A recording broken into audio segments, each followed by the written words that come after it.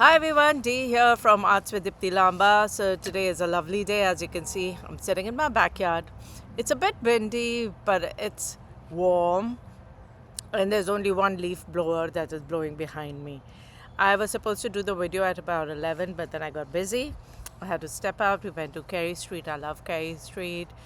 We picked up Call of Cthulhu board game, and then I went to this shop, Aquarian. It's a metaphysical shop. Just came back, and that leaf blower is getting on my nerves again. Frankly, I don't like leaf blowers. I really don't. I find them very annoying. But you've got to take these things in stride, beauty and the ugliness. And I don't blame people. It's faster than brushing your leaf litter or whatnot. Anyway, today we're going to be talking about the Wendigo. I have my notes. I made my notes. The Wendigo, the first half, I'm going to be doing it out here in the yard, and then I'm going to go back up and paint it. My friends, basically, I put it out on Facebook whether they wanted me to do a chibi Wendigo or a portrait of a person getting possessed by a Wendigo, in modern times. And one friend said chibi, and the rest all wanted both. It's gonna take an effort. 4 hours. So I'm gonna divide it. I'm gonna start with the chibi, and then I'm gonna do the portrait, right? So today I'm probably gonna do the chibi later on. After dinner, and tomorrow I think after breakfast I'll start doing the portrait, and by evening I will have the presentation ready. But that'll be the time you'd see it on Tuesday evening. So let's get to it now. The history of the Wendigo. Okay, I'm reading it. I'll look up whenever I remember to look up. Please bear with me. It's a very small presentation. I didn't want to make it into a slide. The Wendigo legend predates written history, living in the oral traditions of the Algonquian-speaking people long before European contact. The first written record appears in 1636 in a report by the French Jesuit missionary Paul Le Huan, who documented it among the Algonquin people in what is now Quebec. An even earlier written account from 1661 in the Jesuit Relations and Allied documents describe Cree tribesmen who turned cannibal during a brutal winter. The name itself may derive from the Proto-Algonquin word we netko wa.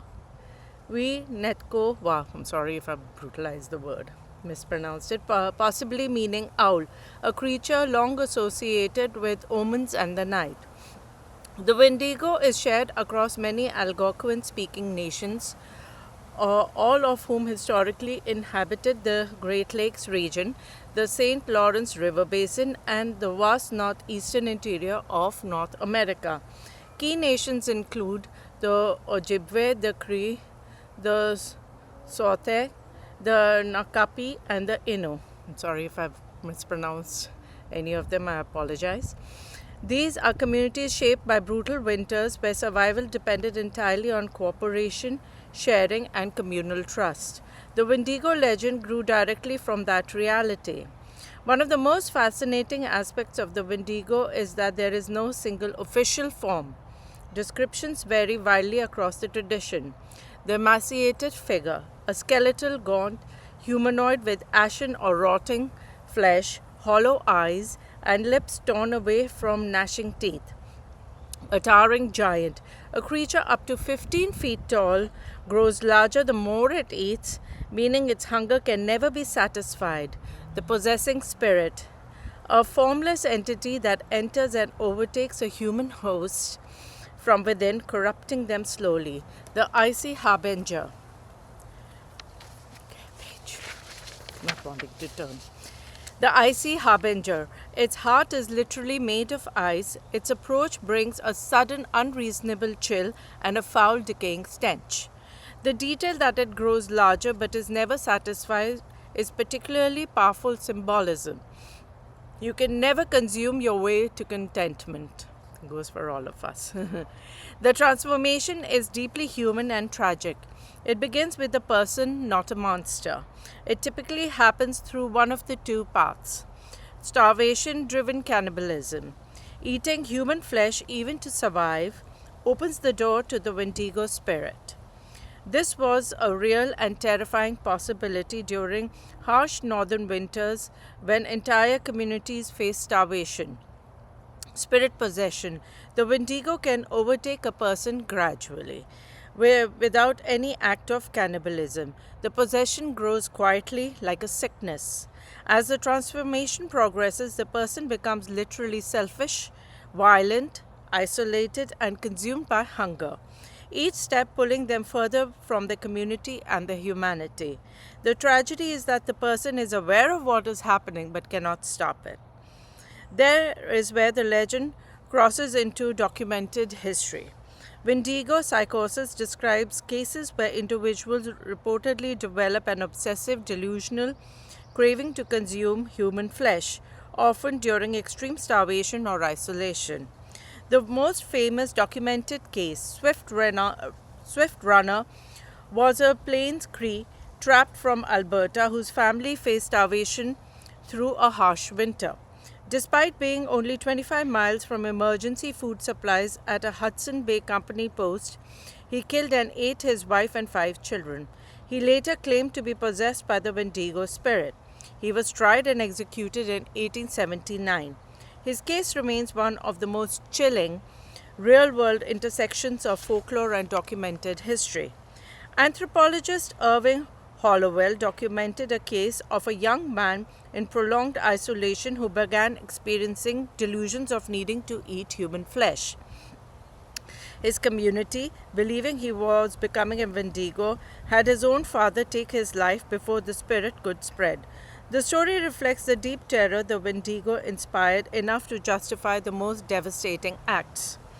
Modern psychiatry briefly classified Wendigo as a culture-bound syndrome, though it is no longer a formal diagnosis. Researchers today debate whether these cases are genuine psychological breaks under extreme duress or whether such accusations reflect community dynamics targeting vulnerable individuals. The Wendigo is far from a monster story. At its heart, it's a moral and philosophical framework for understanding what happens when individuals lose their connection to community and consume beyond their share. Warning against greed and overconsumption. Taking more than your share destroys the community that sustains you. Warning against isolation. The Wendigo thrives when people pull away from their relationships and responsibilities. Well, that hit me. The corruption of selfishness. The transformation is gradual, not sudden, a slow drift from community towards self-destruction. Communal survival. In the harsh northern winters, survival was only possible through cooperation. The Wendigo personified what happened when that broke down. Indigenous scholars, artists, and activists have long drawn on the Wendigo legend, both literally and metaphorically, to address colonialism, environmental destruction, and unchecked capitalism. The parallel is striking. A system that consumes endlessly, grows larger, and never satisfied. The Wendigo has also entered popular culture broadly, appearing in horror literature, films, video games such as Until Dawn, and television.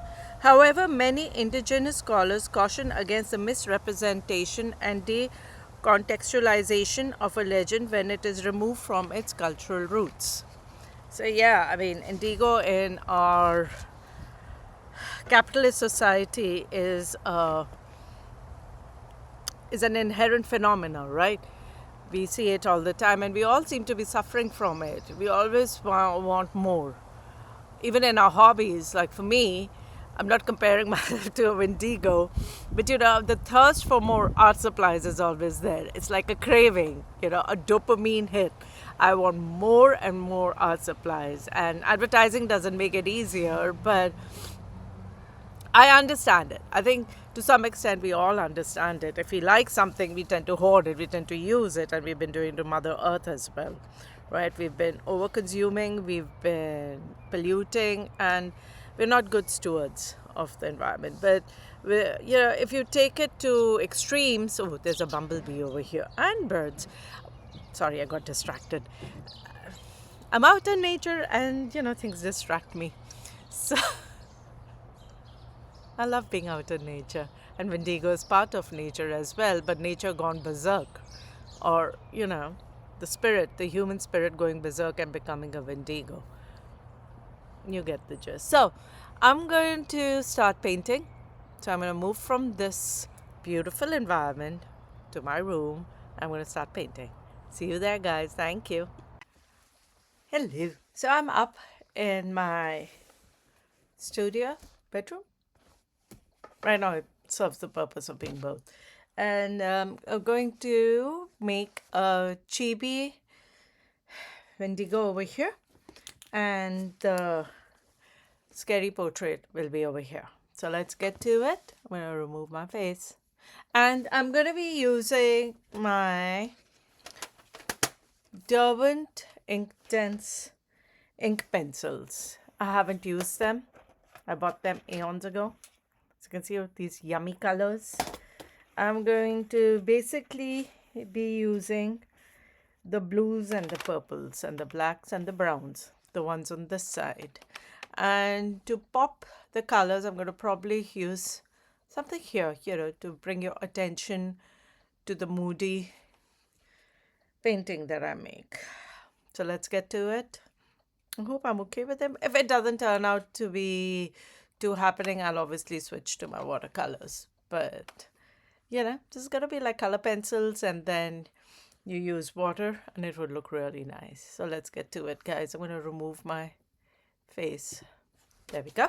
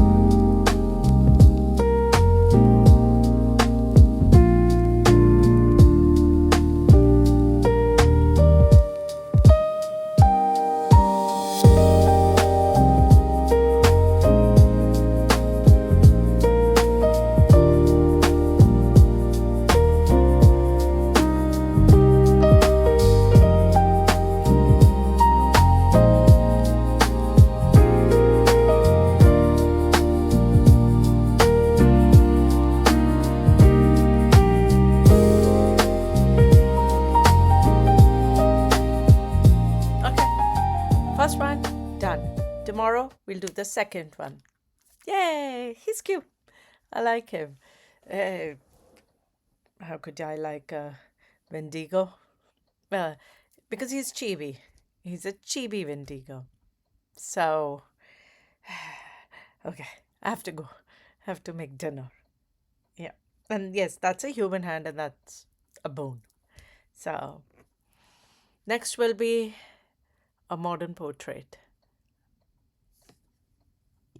Hey everyone, so today is Tuesday and I am going to be drawing a Wendigo that is taking over a human being. So I found this really nice image of a young man. He's already looking a little intense.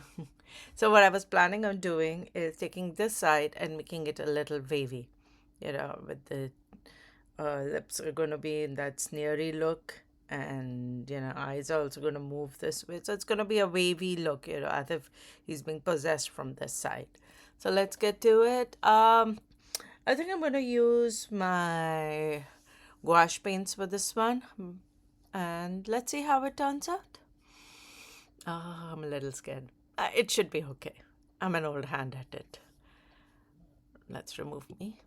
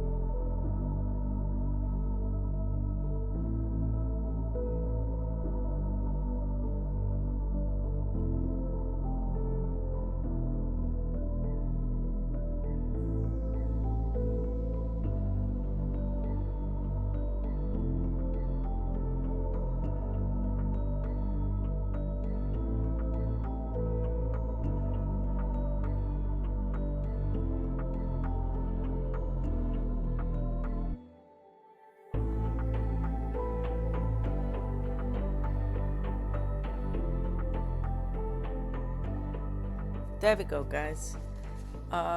Yeah. I think this shows that there's been some spirit possession happening by the Wendigo. So the dude knows that something's happening and he's not happy about it, but it's happening and he's changing. Not for the good, but for the bad. So that's my rendition of Wendigo.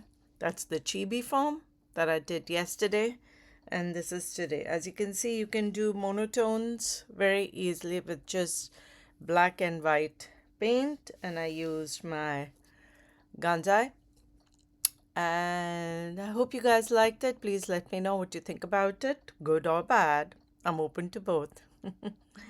And this would be it. I kind of like it. It's doing its own thing. The color is puddling around. So until Thursday, let's see what cryptid we're going to do on Thursday. Have a good week, guys. I'll be seeing you soon. Bye.